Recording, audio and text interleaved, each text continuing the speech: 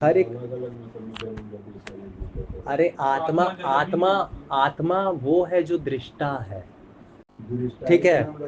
नहीं, दृष्टा है, दृष्टा है और दृष्टा है, और ये जो है ना, नहीं, दृष्टा कब अगर बिल्ली में होता तो दृष्टा का एक क्वालिटी है, वो देख सकता है, वो टेंडेंसी से परे रह सकता है, वो टेंडेंसी को थर्ड पार्टी की तरह देख सकता है। वो देख रहा है कि देखो मैं बदल गया। बिल्ली अगर है ना तो बिल्ली वो नहीं देख पाती है कि मैं देखो मैं बदल गई। खरगोश है तो वो बच्चे भी पैदा कर दिया है, पापा भी बन गया, बुढ़ा भी हो गया, दादा भी बन गया, लेकिन वो नहीं देख पा रहा। तो आत्मा केवल इंसान के लिए, क्या? आत्मा केवल इंसान के लिए, नहीं, आत्मा वो है जो तुम हो, वही इंसान के लिए, इस प्रजाति के लिए। और बाकी किसी के लिए नहीं है। नहीं, आत्मा एक कॉन्सेप्ट है, तो बोलो ना सीधा, आत्मा एक कॉन्सेप्ट है, एक कॉन्सेप्ट दिया जाता है स्टूडेंट को वेदांत के द्वारा, जो आखिरकार आपको कंफ्यूज ना कर जाए। आत्मा आपको कुछ ना कुछ देना पड़ेगा, क्योंकि जब स्टूडेंट आता है ना तो उसको कुछ ना कुछ चाहिए। आप बोल दीजिएगा कुछ नहीं है तो उसको समझ नहीं आएगा ये क्या हो रहा है, तो बोलते हैं आत्मा है। आत्मा है वो अल्टीमेटली मैं है, मैं है। कौन?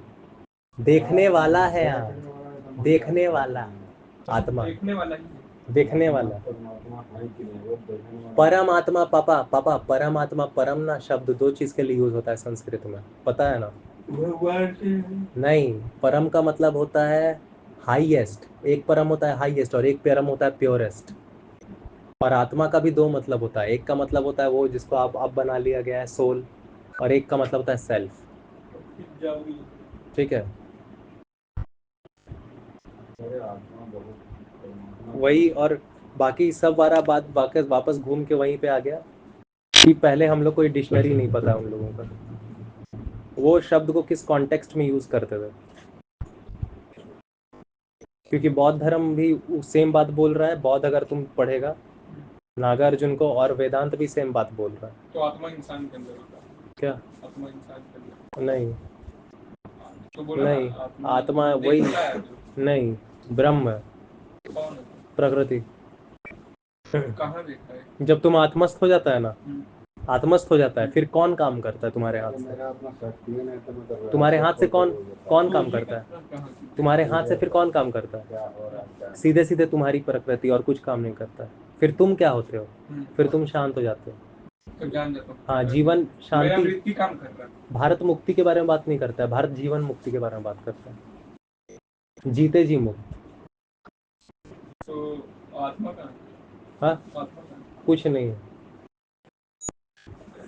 आत्मज्ञान होता है।